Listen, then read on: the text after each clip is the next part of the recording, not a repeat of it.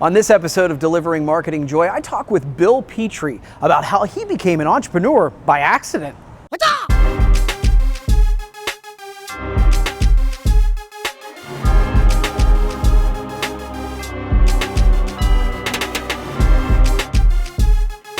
Hey there, and welcome to another edition of Delivering Marketing Joy. I am your host, Kirby Hasseman, and I have a rock star, a repeat guest, a good friend, as a matter of fact, my buddy, Bill Petrie, who's the founder and CEO of Brandivate. Bill, thanks for taking the time again. Kirby, as always, it's a pleasure. It almost feels like a video version of our podcast, unscripted, because It does. I have really no idea what questions you're going to ask me. You certainly don't know what I'm going to ask you, and so we're just going to kind of go through this and see if we can keep the wheels strapped on firmly. Exactly. So it's interesting because you and I have chatted on this very program several times, and generally speaking, we talk social media, we talk content, we talk marketing, and I wanted to go a little bit different this time because not only do people who watch this show are in the promo world, but we've got a lot of entrepreneurs who watch it too. And so I wanted to talk to you a little bit about your entrepreneurial journey. And Okay. And so one of the things you've said to me in the past, I've heard you say it a couple different times, is that you're an accidental entrepreneur, which I thought was an interesting term. So what do you mean by that, and how has that, what does that mean?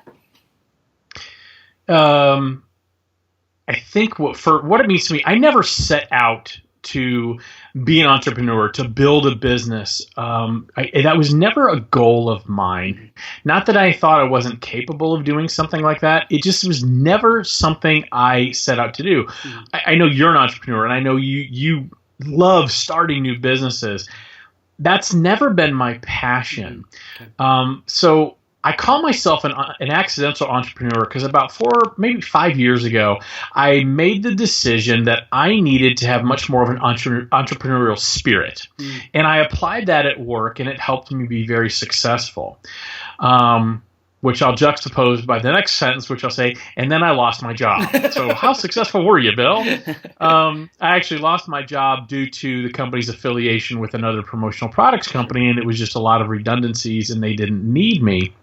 So I know I'm good at certain things in our industry. I'm very good at sales. I'm very good at management. I'm very good at marketing. But at my level, there's only a certain number of jobs. Mm. And so those jobs don't open every day. Mm. So when I say I'm an accidental entrepreneur, I set out to start Brandivate essentially to find a job. I wanted to go through my job search in a very different way. I didn't want to send out resumes. I had not done a good job in the past of sharing myself with the industry. People knew who I was just by the fact that I've been around a while, but I didn't share my thoughts, my views, my visions. And so I decided to build Brandivate, the website, to really be an online resume. And if you go to my website, you could probably see remnants of that still. And when a funny thing happened to me as I was doing that, I used that vehicle as a voice to start writing the blog, sharing my thoughts out there, not really caring what anybody thought, how they reacted, if they agreed, if they disagreed. And what happened is people started saying, hey, we don't have a position for you. We can't afford you full time. We'd love to partner with you on this project or that project. Mm-hmm. And so it became kind of the not self-fulfilling. It just kind of became this thing that exploded for me. Certainly has helped sustain my family financially. And it's really started developing and growing a business. Now, that's not to say if someone came to me and says, hey, look, we have a position for you in this company, and it would be something where I felt like I could really apply my passions to, and it would be a long-term fit, I would never say no to that. But so that's why I say I'm an accidental entrepreneur, if that makes any sort of sense. It makes a ton I almost of sense. Created my own position. Yeah, it makes a ton of sense. And actually, going sort of off what I was thinking here, it reminds me of a conversation that you and I had early on.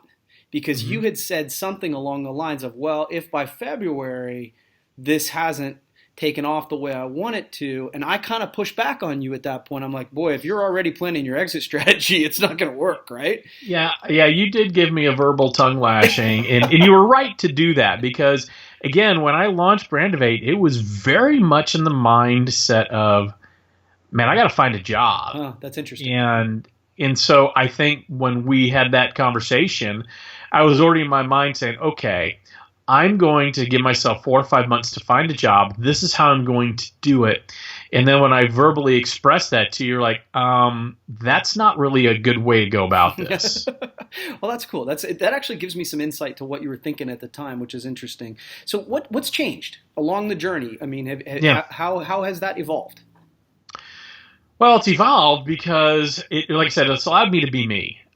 When I worked at larger distributorships, and it's no secret, I worked 8 years at Halo. I worked 3 years at Summit Marketing. Those are other people's companies. Mm-hmm. And so I had to certainly fit my views, my mindset to make sure they aligned with their goals and objectives. And generally that was certainly the case. Yeah. When it became my own thing, there was only me figuring this out. So I needed to express myself to the industry to get known. So the things that changed, I started writing the blog, and I hate to go back to that, but I've always used writing as a cathartic tool for me. It's something I enjoy doing. I was actually talking to a good friend this morning and explaining I had a lot of things to write today, and I hate writing on a deadline. When I'm writing for me, never a problem, but when I'm writing on a deadline, it's a challenge. But I digress. So I started writing the blog, and I started getting reactions from the blog. I really didn't expect that. And then that evolved to me doing a lot of speaking in the industry, starting with small regional shows, then SKUCon, which is a fantastic opportunity. You've done it as well, so I know you know exactly what I'm talking about. And then presenting at Expo, and you and I have co-presented some sessions at Expo, and we're doing it again this coming January. We're co-presenting a session at SKUCon in January as well. So it's allowed me to not hold back anymore. I think for so many years, I tried to fit into what I thought people wanted me to be. And so I would give a fraction of myself. I would certainly do a good job, and I don't think any of my former employers would say I didn't do a good job. And in many ways, I excelled. But I think if we had a conversation now that was honest, it would be, I don't know if Bill was all in. And I think that would be a fair assessment. So now I'm all in, and I've learned to be all in by allowing myself to be all in. I don't think I allowed myself to do that before. That's interesting. So was there a specific turning point that kind of put you in that place, as you've evolved as an entrepreneur? Yeah, I think so. It's a good question. I think the real turning point had a lot of support initially. Because the way I positioned Brandivate, well, it's an executive team outsourcing company for companies that can't afford a full-time VP of sales or a full-time VP of marketing. And I got a lot of, man, that's great. I wish, we've thought of that too, but we just didn't do it. Right. And that was fine. I think the real turning point for me, Kirby, is when I got a client or two and I was cobbling together a living. The real turning point for me was when my phone started ringing or my email inbox started popping up with so-and-so works with you and recommended I talk to you. They said I need to hire you. So that took probably 18 months. I don't think that really happened for me until, I'm going to say June or July of this year, where it got to a point where I'm almost, there's times when I'm at capacity. And I'm very transparent with my clients. They know my other clients who I'm working with. I'm extremely transparent with them, and they know, hey, right now I'm open for business. I'm looking for a client. Or right now I'm closed for business because I can't take on anymore because I know what my bandwidth is. Right. So I think the real turning point was the blog, I think, helped a lot. The speaking helped a lot. I've done a lot of speaking all over the place. And I'd like to think, and this is really for other people to judge, so it's a very difficult thing for me to say, but I think my reputation is such in the industry that people know I'm a professional, know I'm going to do what I say and say what I do, and know I'm going to deliver on the promises that I commit to during the discovery process with every client. Yeah, it's interesting, Bill, that 18-month thing. I always feel like that's sort of a magic number. I tell when people start, whether it's in sales or they start a business, I always say the first 12 to 18 months are going to be grueling. But Yeah. if you can survive it, Yeah. that's when the magic will start to happen. So that's super interesting that you've come up with essentially that time frame too. Yeah, and that's just how it happened. And again, it was just, there are so many days during this journey where, man, it's like I'd wake up and I'd write something and I felt it was spectacular, and then all I heard was crickets. Yeah. The silence was certainly deafening, and so but I'll tell you another turning point if I can jump back that I just thought about, since this is stream of consciousness. When I walk a show now, when I go to a show, it's amazing how many people come up to me who I don't know. And they'll introduce themselves and say, hey, you write that blog, don't you? Or you're the beer guy because I do the adult beverage of the week every Friday. And I'm fine being known by that. That doesn't bother me at all. And so when you get kind of that validation, okay, I am changing. No, probably not. But if I'm impacting people in a positive way that helps them grow their business, there's no better feeling than that. So when that started happening, that was when I'd walk away going, okay, maybe I'm really onto something here. Maybe there's a void I'm really filling here besides my own job void. That's cool. Well, hey, man, you've answered my 3 questions. I give everybody the chance to ask me one. So do you have one queued up? I do. So Kirby, you and I, when we do our sessions together, it's one of my favorite ways to introduce us. I say, I've known Kirby for 15 years. We've been friends for 4. And I'll let you figure out the parts where we weren't. I'm just kidding. But it is. There's a funny story behind that. You'd have to get Kirby and I in a bar. We'll tell you the story. But when we met, I was a regional vice president at Halo, and Halo Lee Wayne at the time, because they were still there in the process of consolidating, and you were part of the JII, the Jordan Industries acquisition of Lee Wayne, as Halo, the whole thing was emerging from the bankruptcy. So I'm guessing 2003, 4, 5, right around there. So you started off in the promotional products industry outside of that, but that's how I knew you. I knew you as a salesperson within a very large, very well-known, very good established distributorship. For sure. But you left. You started your own entrepreneurial journey, and I don't know, and I've never asked you this, I really don't know the answer. What was the catalyst of that, or catalysts of that? And how have the lessons you learned working at a large distributorship helped you steer your own path? Because, and I'm asking a very long-winded question here. This is amazing. I'm bogarting your entire video cast. Because your Hasseman Marketing is much more than a promotional products company. You've morphed it into, I think, what a lot of distributors would love to be. And I think what the future is of this industry, which is you do video. Witness this right here. You do social media, you do content marketing, you do a lot of other things besides promotional products. So what lessons did you learn at Halo and in your time at a large distributorship that helped you with Hasseman Marketing? Yeah. So that is where we met. It's a good question, Bill.